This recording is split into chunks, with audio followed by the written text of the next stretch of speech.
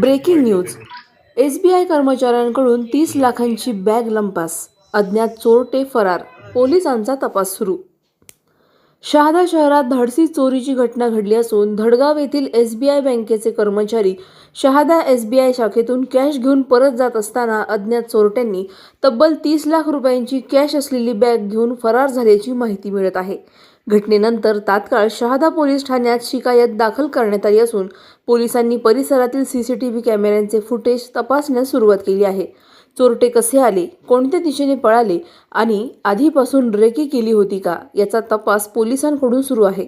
घटनेमुळे बँक कर्मचारी आणि नागरिकांमध्ये भीतीचे वातावरण निर्माण झाले असून इतक्या मोठ्या रकमेची वाहतूक करताना सुरक्षा व्यवस्थेतील झालेल्या त्रुटींवरही प्रश्नचिन्ह निर्माण झाले आहे.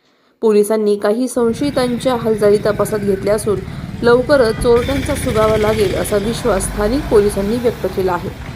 सलाउद्दीन लोहार, नंदुरबार, न्यूज 24.